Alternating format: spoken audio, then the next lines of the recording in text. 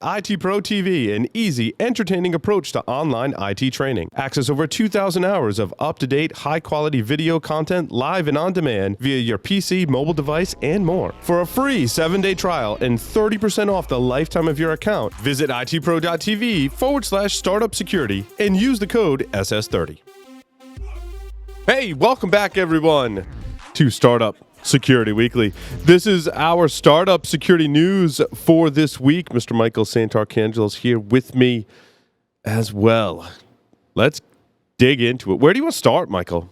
I'm going to start with the audience engagement. You know, I try to find words, right? Because I'm not a big fan of like the listeners, because sometimes, unfortunately, for you guys, you can watch us too. But Philip responded back this morning that you included total cost of ownership, opportunity cost as part of a risk analysis talk for healthcare CFOs, and you watch the light bulbs pop. There you go. Yep, that's awesome, man. And what I love about that is that means that when we do these dalliances like we're going to do today, talking about funding sources and ways to do stuff differently, that it matters. And this is exactly the point. You don't have to be a startup to take the startup mindset. You could be a startup and you want to learn about security. We're here for you. You could be doing security and you want to try to get better at it. That's awesome too. Wow. I mean, I didn't even realize it, but I used stuff that we talked about on the show this week too, just yesterday. It's a good week. Yeah, I'll tell you that's pretty cool. Okay, rock on. So yeah, and Philip, thanks for sharing that with us. I mean, it makes my day, so I'm excited. I'm curious your first story, Michael, and I want to set the stage on artificial intelligence. I had the opportunity to interview a real data scientist last night on Paul Security Weekly, and I asked him to define the difference between machine learning, artificial intelligence, and big data. And so you should go listen to his answer because it's awesome. But he kind of like debunked the artificial intelligence thing. He's like, yeah, it's kind of like HAL, and that's really cool for Hollywood, but artificial intelligence as it applies to security is actually, he's like, there's only a really very small use case for that, and very few people doing it well. And he kind of said that artificial intelligence was like, you know, the robot that just goes and does stuff on its own. And so the fact that artificial intelligence startups are winning the race means one of two things. One, they figured it out, or two, it's not really artificial intelligence. Yeah, I was going to say, I did watch Person of Interest, and so, I mean, you know, I think you can do some pretty awesome things with the right computer system. But no, I want to point out, Michael, that is a TV show and not real life. Really? All right, my bad. I get confused easy. All right. So here, I think, you know, it's interesting. I've spent a lot of time thinking about friction, and you just gave us a good reason for it. So somebody will say AI, somebody else will say it's machine learning, somebody else will say big data. Are they the same? Do they mean different things? I don't know. Completely different. You got to listen to Hiram from Endgame on last night's episode. So I'm in. So I'll go back and listen. And so the thing that I think is interesting is it's probably worth taking some of this in stride. Here's why I shared this and why I thought it was kind of interesting. I'm trying more and more to take a look at who we're watching startup, who we're getting funded. When we bring people on that are investing, I'm curious where they're investing. And I keep hearing about data. I'll just say broadly data. Better ways to gather and act on evidence is top of mind for everybody right now. And so when I see something comes across, you know, anytime I find something that's not a security specific site, it's really looking at startups. And then it says, oh, by the way, here's a security thing. I'm like, all right, let me go dig in and read it. And I thought that was interesting because, you know, it's listing big names. It's talking about Apple's acquisitions, Slack's acquisitions, whose Google people are acquiring. And it's if you're in a company that has the ability to do something around data better, you're interesting to other people. Yeah, so I think that and people, please correct me if you think I'm wrong, and I'll run this by my new friend Hiram as well, that Siri and Amazon's Echo platform, I won't say the name, and Google, right? That's closer to AI in the definition, in his definition that we discussed last night, than the other companies they list here on endpoint protection. Now, Hiram works for an endpoint protection company and explained how the different models that you should term machine learning work to basically analyze behavior, and also gave tips on what questions you should ask to analyze behavior. So I think much of what we're seeing in endpoint protection, Michael, is really, and there could be exceptions, and correct me if I'm wrong, but from my take on it and everything that I've read and learned thus far is that it's mostly a threat modeling or machine learning that these companies are implementing, not so much artificial intelligence. I think artificial intelligence largely is a buzzword, although when you talk about things like Siri, I think that's a little closer. So that's the delineation in my mind. I think artificial intelligence sounds sexy in marketing, but I think when you dig into it, and not to say that, like Cylance, for example, they probably have some really good machine learning, right? Like, and being able to do that on the endpoint is really cool. It's the term that I think we're trying to level set on. And it's only because I'm coming fresh off an interview with someone who's way smarter than me on this topic. Well, and I love precision. I mean, I think that's a really good point. I want to underscore another piece to this, though, that I think is interesting. We brought this up in our interview.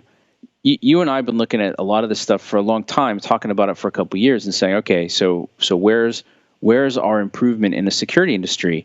And, using my background in economics, it's not more bodies. That's why I'm pretty vocal about, please stop telling me we got to hire more people. So you're absolutely right. This is, terminology aside, Michael, this is a trend. And I think companies are getting more funding as a result because this is a trend. I think the advancements in technology and understanding the problems better and understanding the potential solutions better, we're like more in the big data machine learning AI realm than ever before. I completely agree, and I agree with this article's take on that. The more stuff that we can automate with confidence, right? Because if you remember that scene from Tommy Boy, but he's got a guarantee in the box, and he's like, I could take a crap in the box. All you're going to have is a guaranteed box of crap. That's always my warning for people. Like, well, I can automate. Well, automate what precisely? Mm-hmm. But so, proper language instituted. If you're in a startup mode right now, or you're in the enterprise, look for the things that you can automate with confidence. Seek out those startups that are going to give you a good level of confidence and the data to back it up. I think you're in really good shape. It's interesting though. So that brings us to this: why we're ditching demo days. Are we ditching pitching as well as demo? Well, that's the interesting thing behind it. Yes and no. It's what's funny. So I'm going to tell you what I thought when I first read this, because then it's validated in the article itself. I read it, just the headline, why we're ditching demo days. And I said, you know what? I've been talking. I've spoken at a couple startup events recently. I've talked to investors. I've talked to the startup people. I'm talking to the buy side folks now, and I'm talking to enterprises. You know what they're looking for more than anything else?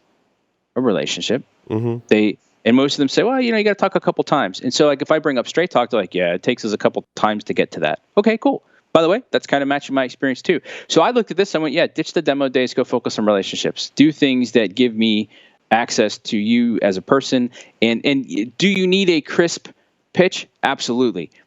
Do you need to be able to have a conversation? And what have we learned? What's more important, the team or the tech? The team.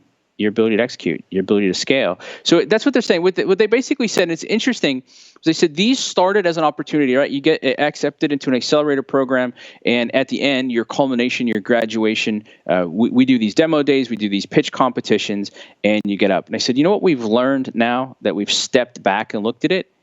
If you're good at pitching, you win. Right. Did it get you a better deal?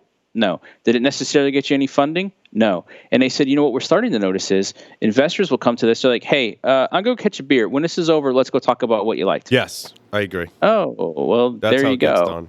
Yep. Well, and I've noticed, you and I had this talk last week. We said, well, here's your format. I think that's the thing. Like, we've gotten so formulaic with it. Like, I will only have 5 slides. Stop.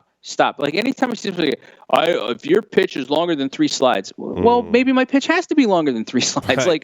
Hold on a second here. So I looked at that and I went, that's interesting in terms of thinking about some of this stuff differently. Now, does that mean you shouldn't do pitch competitions? No, do them. Shouldn't do demo? No, do them. But what I'm saying is, don't do those at the exclusion of focusing on building a relationship with whomever, because you want a good outcome. That's how you get it. I love this article on alternative ways of funding. Although I think it's really the 8 ways that you can get funding. Outside of your family giving you money, this really kind of covers the gamut, Michael. Yeah, look, I'll be fair too. It felt a little bit like, oh, I have to build a listicle to get traffic, but yet here I am clicking on it and sharing it. So note when you're doing stuff, this works. So this is another thing, and I didn't get permission to share it, so I'll be a little circumspect in the details. One of our listeners reached out to me this week and said, "Hey, you guys talk about funding all the time. You've talked about crowdfunding. I'm working on an advanced degree, and I've got to do a research project on funding for security startups. Can I interview you?" Sent me a couple questions, and I just typed up some answers and sent them back. It was on crowdfunding versus VC, and if VC is helping crowdfunding or not. And there's another article I put in here where the question was, does the SEC protect investors, or not? Like, does it actually understand security and have our best interests at play? So I looked at this. I said, it's kind of interesting because we also highlighted a story last week that said, hey, you can go get a grant. And then we had a one of the firms we looked at got a grant to go solve some problems. And I thought, that's kind of interesting. Now, I'll tell you, the online lenders, I actually spent some time looking at this because I was really curious about it. So like there's I'm going to get it wrong. It's not SoFi. SoFi is all about personal stuff. There is one for businesses. And it's interesting because depending on how your business is structured or depending on what assets you do or don't have, there are now alternative ways to get money that are not crowdfunded. And if you just need a little bit of capital to get over the hurdle or to factor or something that's kind of cool. And then, of course, it talked about factors. So if you're not familiar with it, here's how a factor works. A lot of times, you'll work with a company and they'll say something to the akin of, hey, great, we'll pay net 75 or we'll pay net 90 or we'll pay net 60. And what that means is from the time you give them the invoice, that's how long it's going to take them before they cut you a check. Just so you know then too, even in the day of electronics, like a net 60 means you'll probably get your money in 75 to 80 days. Well, let's say you're a business, right? Yeah, and that's if you're lucky. I mean, what I'll tell you for my business is I try to get as much upfront as possible because, and what I always explain to people is I'm not a bank and I don't want to be in the collections business and you don't want me in that business. We agreed, let's go kick some ass together. It's all going to be great. Well, here's what a factor does. If you're working with reputable companies, then what you do is you bring your invoice to the factor, and based on the worthiness of that and everything else, they'll say, okay, cool. So they're going to pay us now in that 90 days or whatever, and we're going to pay you. And by the way, we're going to take 20%. So if you've got a $50,000 invoice, they'll give you $40,000 today. But when that 50 comes due, you give it to them and they take their 20% or 25 or 30 or whatever the number is. And that's factoring in how that works.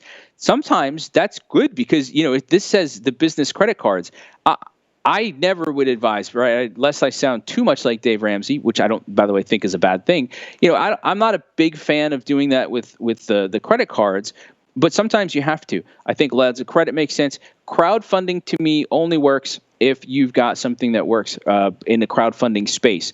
It's got to be small. The risk is low. Your ask is not high. I don't see that working for security stuff. But hey, I'm happy to be proven wrong. And then I think the grants. Listen, if you asked me a year ago what I thought of grants, I would be like, grumble, grumble, grumble. No. But now I'm on a board of a nonprofit, and I helped start up another one. And you look at this stuff differently, and you say, wow, there's just an absolute ton of money out there to solve problems. And if you understand how to get it, you can really solve problems. And I say ton of money. I mean, like, there are always grants for the 5 to 10 grand. 40,000, 50,000, 100,000. Go solve this problem. Here's your $100,000 grant. That for your startup could be huge. So here's the other two I wanted to just kind of touch on then. Corporate venture capital. I think we've talked about this on the program a little bit, so I just wanted to throw this out there. But I got to tell you, because obviously, or maybe not obviously, let me be more blunt. I'm focusing a good portion of my practice now on helping startups that have these great ideas, but they're a little stuck. And a little straight talk helps them clarify their value and ease their traction into places. And it's keeping me excited. But then it means I'm still working with a lot of the enterprises that are also stuck. I can't tell you now how many calls I have with Fortune 500 that also ends up with, well, I mean, like if we did mergers and acquisitions, could you help with that too? And I'll say, well, of course. What are you thinking about? And I said, well, almost same story. We can't keep up with the pace anymore. We don't have a budget for R&D, but we can certainly acquire people. We can acqui-hire people, and we can license or partner with really exciting technology. And so I actually think if I had something compelling in the security space today, I would go say, who are my ideal Fortune 500 companies, and are they investing in stuff like this? Because then you're not just getting money, you're getting the social experience proof of that company too. Yeah, I like that. For that reason, I like that. Yeah. So I just wanted to point that out there. We're going to keep digging deeper into it, and I'm going to keep digging deeper into it, because there's another little thing that we find in that, Paul.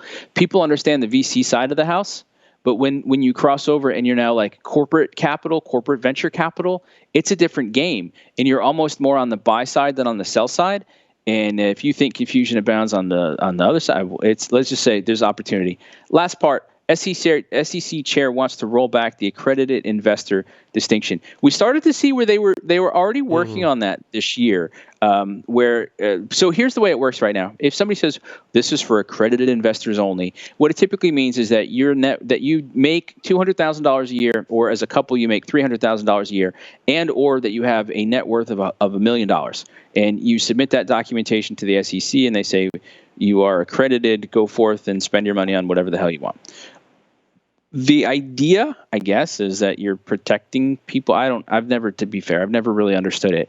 And what we saw was around crowdfunding, and that change happened, about 8 months ago? About the time we started the program, they came out and said, you know what, if you guys want to crowdfund, and you want to crowdfund for equity, not just crowdfunding for send me the shiny widget in 90 days, but crowdfunding for equity, yeah, go ahead, you can do it. And as we've talked about it, it's gone nowhere, and it hasn't really stepped up, but I'm watching it bubble up again. And so now new administration, and they say, what are we doing? I don't understand what the deal is. Nobody's surprised how I feel about regulation. I don't understand the value of it. I think my answer to the question of does the SEC have our best interest at heart, and I think my answer was a little cheeky and like, I think that they do, and good luck, show me the value type of thing. So I wanted to point this out there because I am curious what people think. Would you invest if you had the opportunity to crowdfund or to otherwise invest in some of these security startups? Would you do it if there was a marketplace like a Kiva or and I apologize if I got that wrong, but like there's like a lot of these micro lending sites and micro investment sites, and they're letting us do remarkable, life-changing things in other countries.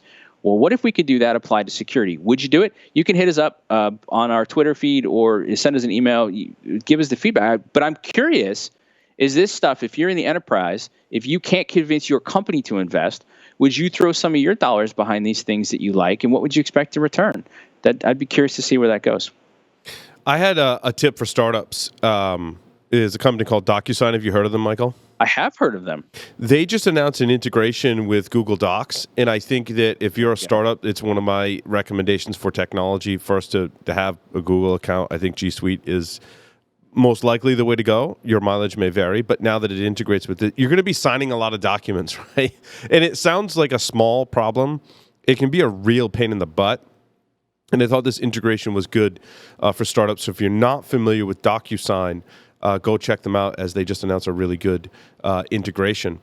The other integration that I like this week is DoorDash partnering with Bevmo to bring alcohol to your doorstep. Now, unfortunately, Michael, this is not available in the states that we live in. Yeah, it seems to be mostly out west, particularly California. I think Los Angeles is where they're piloting the program.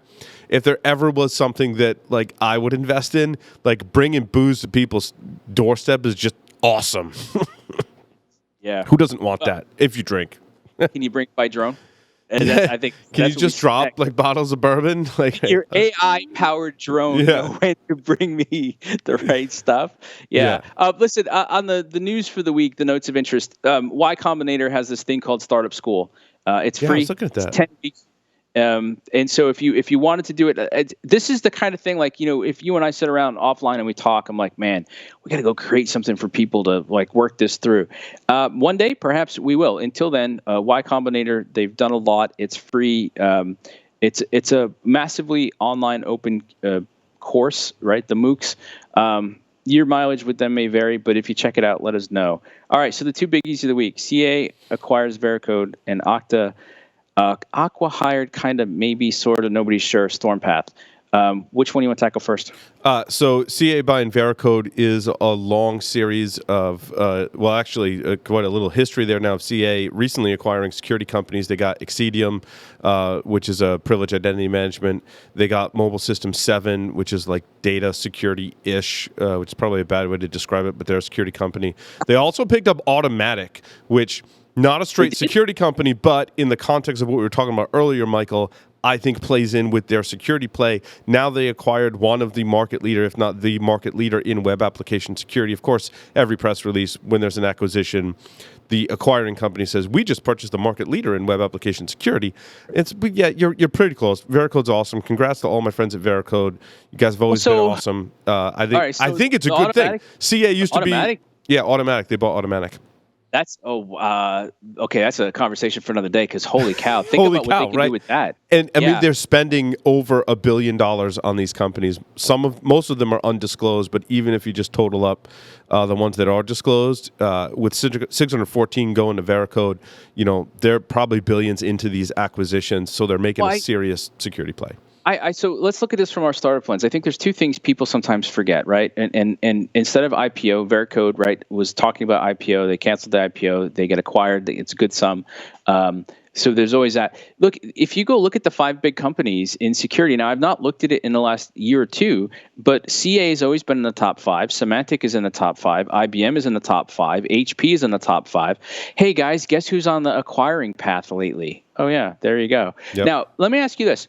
Those of you listening that want to climb in on this and chime in on this, please do. So how do you look at this? So $614 million, it was estimated they're around $30 million in revenue, and they're $106 million in funding. So, I mean, this isn't exact. I mean, maybe I'm wrong. Maybe I'm missing it. I didn't read this as like a home run exit. Yes, it's great for everybody. It's great for the founders. It's great for Veracode. It's great for CA. I'm not knocking that. I'm actually looking at this from a startup perspective going $106 million in funding. So that's like 6 times over that, a little less, 5 and change at $30 million in revenue, but $30 million in revenue for $600 million. That's a pretty impressive multiple, depending on how everybody was looking at it. Is this a stellar exit? Is this an average exit? How do you see it? I look at it as being stellar. I think, especially math aside, given going into that portfolio, I think there's some solid companies that just got wrapped into that CA portfolio. So. I'm impressed on that. In fact, once you say Automatic and you put Veracode together, I think that's really cool. All right, so the acqui-hire. So acqui-hiring. What's interesting is what you'll tend to hear a lot with acqui-hire is that it's an acquisition of a company. But typically, what will happen is, right? So if we talked about this funnel before. You've got this idea. You get your seed funding. And then you've got to go fight instantly. Like the game just changed for you, and you got to fight to get to your A round. And then if you can get your A round, you got to fight to get to the B round, or figure out how to be self-sustaining, which is not common, or get acquired. Well, let's say you get stuck and you don't get to the A round, or you got your A round and you didn't make the jump to make it or break it, and now you're kind of bleeding cash. But you had something that was good and you had a good team. A lot of companies will come in and say, cool, well, we'll acquire you. Now, are they paying high-flying multiples? Oh, gosh, no. What really ends up happening is they take over the technology and the team has a place to go. And everybody's really happy with that. That's called an acqui-hire. So what's happened is that's what Okta did with Stormpath, which I think. So this is the crazy part. That's what it looks like. And then so I went and I said, well, that's interesting. Let me go look at Stormpath. Stormpath has raised $25 million. Now they haven't had a round since 2015. So you look at that and you're like, oh, okay. Well, maybe they kind of hit that they got stuck, and then they just kind of plummeted. This is their way out. So then you go in and you read it deeper, and it says, well, okay, well they hired the 2 co-founders and most of the team, but not all the team, and they've licensed the technology, but they didn't buy the technology, and they didn't disclose the sums. So to me, is it an acqui-hire? Yes, kind of, but maybe not. And frankly, I don't know what that means. Like I think it's kind of interesting in that. It's an interesting arrangement, which may mean, by the way, if you've got something that's really compelling, you might benefit. And I know some people are going to throw stuff when I say this. Lock up your IP in a separate company, then license it out to different things. So then, if your company gets acqui-hired, the IP still sits someplace else. I don't know. I think that's sound. But I think Okta wanted the Stormpath technology because the authentication and authorization problem for developers is much bigger than I thought until, I talked with Doug White. He's like, no, that's like a huge problem.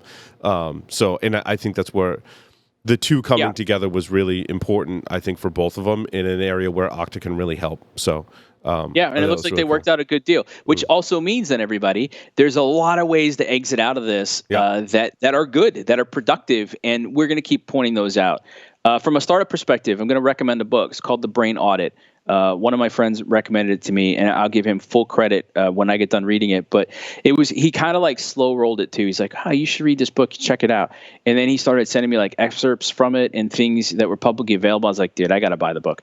Yeah, let me tell you, absolutely. What it does is it looks at how our brains process information. And so if you've ever been worried about being one of those sleazy, like, how do I do the pitch? How do I push it?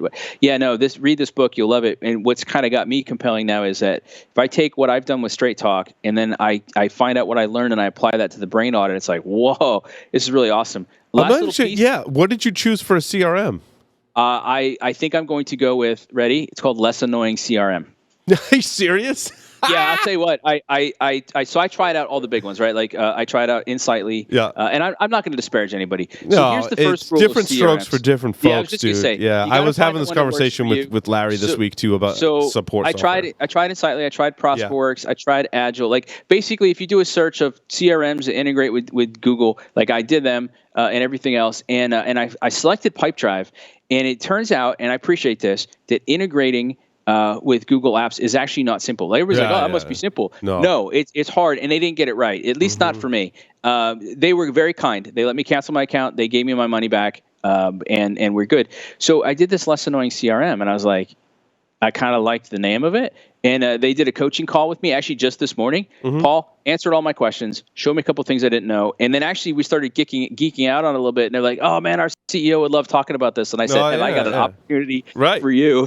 We should talk about that because CRM is interesting. Like, it's interesting. Like, you need it. If you could remember everything that you're doing in your business right now, wow, you're better than me. And you probably can't. So it was like a 2 or 3 week effort. And if I had hair to lose, it'd be gone. Yeah, but you got to do it, and I think that's good advice for startups as well. And I was having similar conversations with Larry about technology like that, and so he may be calling you because you do a lot. And he should. I'll tell you what, I've learned a lot. We're out of time for today, but I've learned a lot about the process. And what I will say is, don't delay. Like, start thinking through pipelines and how you're going to connect with people and everything else. And here's a big warning sign: if you say I can't, then you are not focused enough as a business. You don't know your niche well enough. You don't know who you're selling to. You don't have a sense of the process. And I can promise you will get stuck. And so when you find that you can answer those questions and you can start working through what that looks like in a CRM, then you're ready. So it's pretty awesome. How about you? How are things going? No real updates this week. Same old stuff. New interface, plugging away. So it's all good. It's all good. So that concludes this edition of Startup Security Weekly. Thanks, everyone, for listening and watching. We'll see you next time on Startup Security Weekly. Thanks, everyone.